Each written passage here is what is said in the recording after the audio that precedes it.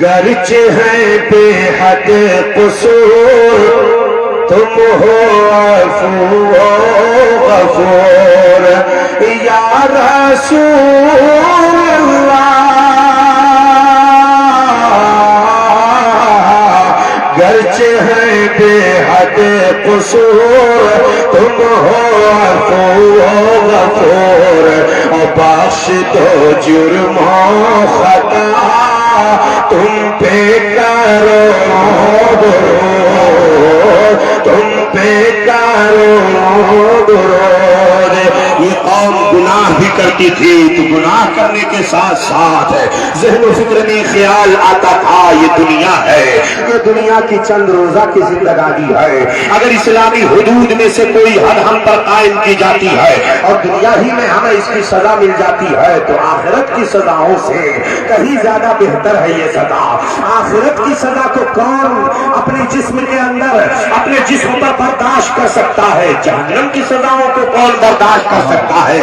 آؤ ذرا دیکھو، یہ قوم توبہ کرنے والی قوم تھی، یہ قوم محاسبہ نفس کرنے والی قوم تھی، یہ قوم امانت داری کرنے والی قوم تھی، اس قوم کے اندر دیانت داری کا جذبہ پایا جا رہا تھا، یہ قوم ہمیشہ سچ بولنے والی قوم کہلاتی تھی، یہ قوم کبھی جھوٹ کے قریب نہیں گئی، یہ قوم کبھی بے حیائیوں کے قریب نہیں گئی، یہ قوم کبھی زنا شراب کے عادتوں کے قریب نہیں گئی۔ اس قوم نے اپنے آپ کو گناہوں سے پاک و صاف رکھا، تو جب رب کی بارگاہ میں دعائیں کرتے تھے تو زبان سے نکلی ہوئی دعائیں باب اجابت سے ٹکرا جایا کرتی تھی، رب قدیر دعاؤں کو قبول فرما لیتا۔ آپ تاریخ کا وہ وقت اٹھا کر کے دیکھو جب حضرت سیدنا عمر فاروق اعظم رضی اللہ عنہ کا زمانہ ہے، حضرت سیدنا عمر فاروق اعظم رضی اللہ عنہ کے زمانے میں ایران کی طرف فوج کشی کی جا رہی ہے، اسلامی فوجیں ایران کی طرف بڑھ رہی ہے، ایران کا بہت بڑا بادشاہ رستم اس نے اپنے چند جاسوسوں کو بھیجا اور جا کر کے اس نے کہا کہ جا کر کے ذرا مسلم فوجیوں کا حال معلوم کرو، ان کا حال کیا ہے، آخر وجہ کیا ہے کہ ان کا اکیلا دست پر بھاری رہتا ہے، وہ اکیلے رہتے ہیں، ان کے اندر جذبہ جمع مردی اور بہادری اور ہمت کیسے پائی جا رہی ہے، ان کے معاملات کیسے ہیں۔ تو 7 جاسوس تیار ہوئے اور جا کر کے مسلم فوجیوں کے درمیان بھیس بدل کر کے انہوں نے اسلامی فوجیوں کا جائزہ لیا اور آ کر کے جب رپورٹ پیش کیا رستم کے دربار میں تو مورخین نے لکھا ہے، تاریخ دانوں نے لکھا ہے کہ مورخین لکھتے ہیں اپنی کتابوں کے اندر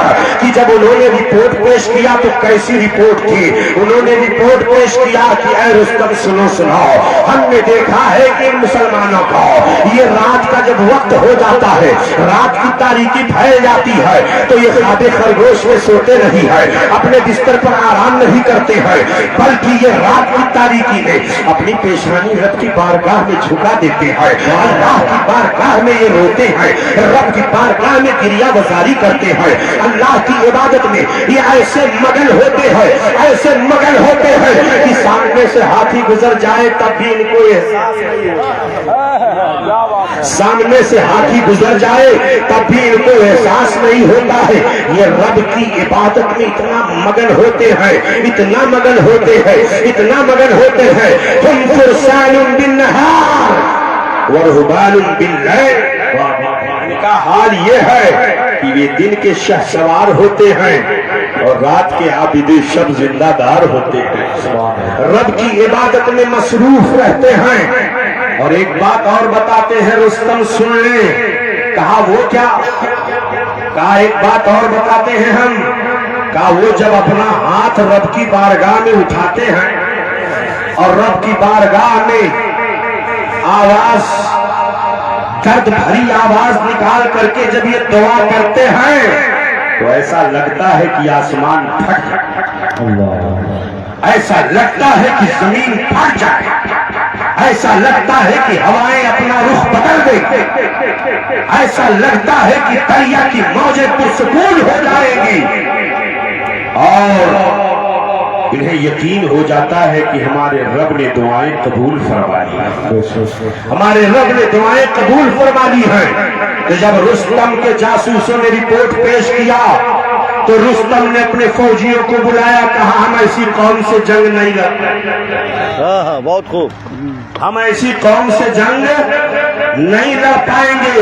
اے مسلمانوں، یہ تاریخ میں آپ کی پیش کر رہا ہوں، یا آپ کا ماضی میں پیش کر رہا ہوں، یا آپ کی عظمت رفتہ کی داستانے میں پیش کر رہا ہوں۔ اپنی شناخت، اپنا وجود اور اپنی معرفت خود اپنے اندر اس طرح پیدا کر لو۔ یہی وجہ ہے، عبادت کا حال میں بتاؤں، ڈاکٹر اقبال نے کہا تھا، آ گیا عین لڑائی میں اگر وقت نماز، کیا بات ہے، آ گیا عین لڑائی میں اگر وقت نماز، قبلہ رو ہو کے کھڑی ہو گئی ہے قوم حجاز، قبلہ رو ہو کے کھڑی ہو گئی ہے قوم حجاز، بندوں صاحب و محتاج و غنی ایک ہوئے، تیری سرکار میں پہنچے تو سبھی ایک ہوئے۔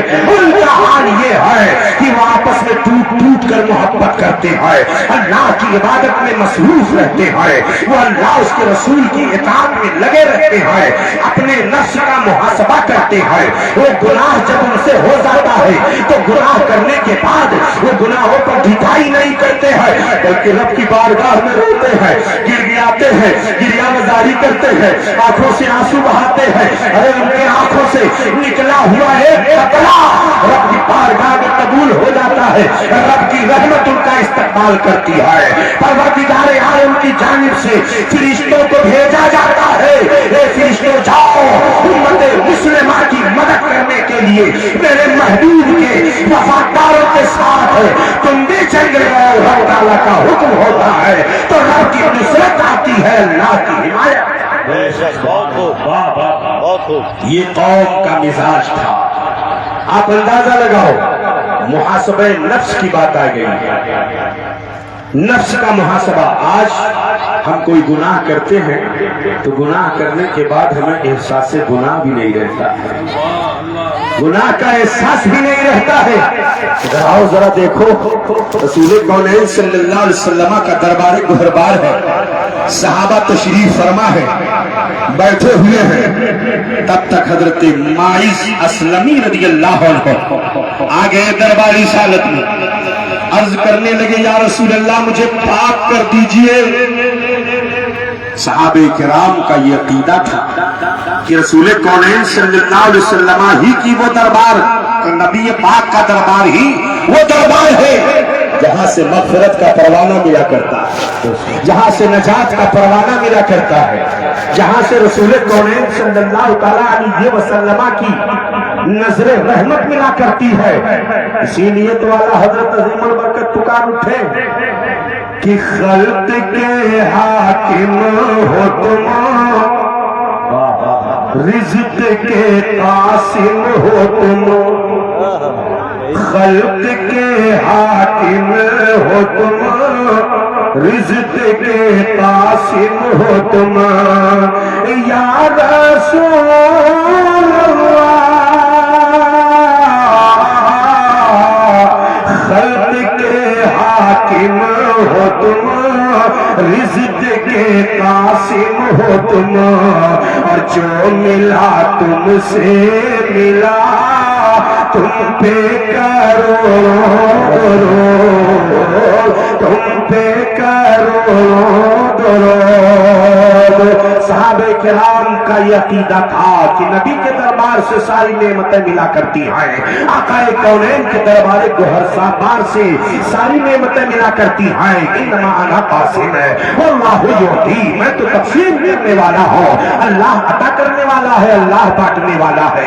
اس لیے صحابہ کرام کا عقیدہ یہی تھا کہ نبی کی بارگاہ سے مانگنا یہ شرک نہیں ہے، نبی کی بارگاہ میں دست سوال دراز کرنا یہ بدعت اور حرام نہیں ہے، بلکہ صحابہ کرام کی سنت ہے۔ ہماری नरमी आ गए हैं दरबार रिसालत में। अर्ज गुजार होते हैं या रसूल अल्लाह मुझे पाक कर दीजिए। आका इरशाद फरमाते हैं जरा देखो माइस को, ये दीवाना तो नहीं हो गए हैं, इनके पागलपन का हाल जरा देखो, ये दीवाना हो गए हैं। आका कौनैन सल्लल्लाहु अलैहि वसल्लम ने फरमाया ऐ माइस जरा दूर हट जाओ। फिर वो आका की बारगाह में आ जाते हैं, या रसूल अल्लाह मुझे पाक कर दीजिए। सहाबे किराम से आका ने फरमाया जरा देखो तो सही माइस का क्या हाल है। माइस रसूल कौनैन सल्लल्लाहु अलैहि वसल्लम के चारों जानिब घूम रहे हैं। आका मुझे पाक कर दीजिए, आका मुझे पाक कर दीजिए, आका मुझे पाक कर दीजिए। हुजूर की बारगाह में अर्ज करते हैं या रसूल अल्लाह मुझसे ज़िना सरज़द हो गया है, मुझसे ज़िना का सुदूर हो गया है, मुझसे फ़ेल शनी का सुदूर हो गया है, मुझसे अमले कबीह का सुदूर हो गया है। आका मुझे पाक कर दीजिए। इतना सुनना था नबी कौनैन ने अपना रुख अनवर फेर लिया, आका कौनैन ने अपना रुख अनवर फेर लिया। वो सहाबी रसूल है, चारों तरफ है, आका के रुख अनवर को सामने ला करके अर्ज करते हैं आका मुझे पाक कर दीजिए।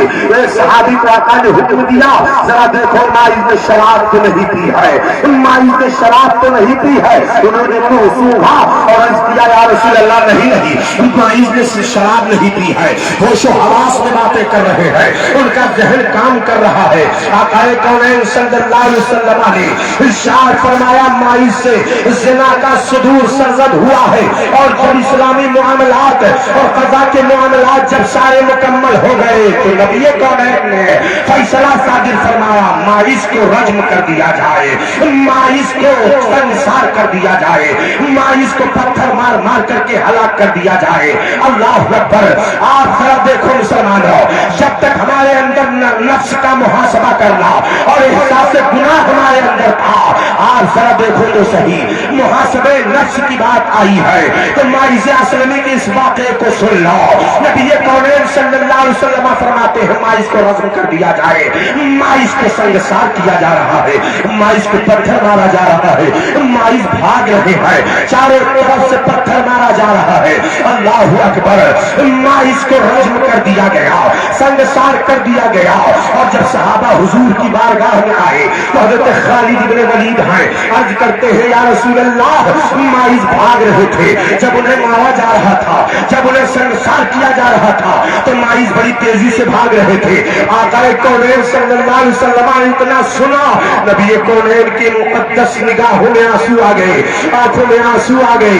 आका फरमाते माइस भाग रहे थे, हाँ माइस जब भाग रहे थे तो तुम्हें माइस को छोड़ देना चाहिए था। ये मेरे आका कितना रहम करने वाले हैं अपने उम्मत पर। आका कौनैन सल्लल्लाहु अलैहि वसल्लम के रहम करम का मामला आया है तो आला हज़रत अज़ीमुल बरकत पुकार उठते हैं एक मेरा ही रहमत में दावा नहीं, एक मेरा ही रहमत में दावा नहीं,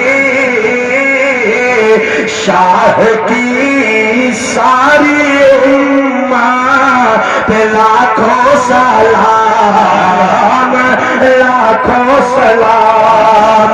यकीनन मेरे आका से ज्यादा कोई उम्मत पर रहम करम करने वाला नहीं है। नबी कौनैन रऊफुर रहीम है। आका कौनैन सल्लल्लाहु अलैहि वसल्लम माइस के वाक़े को सुन करके रो रहे हैं, मुक़द्दस निगाहें भीग जाती है। खालिद इब्न वलीद ने कहा या रसूल अल्लाह जब माइस भाग रहे थे तो मेरे हाथ में ऊंट की एक हड्डी थी, मैंने माइस की खोपड़ी पर मारा और जैसे ही खोपड़ी पर हड्डी लगी खून का एक फव्वारा निकला और मेरे आस्तीन पर उसके चंद छींटे आ गए।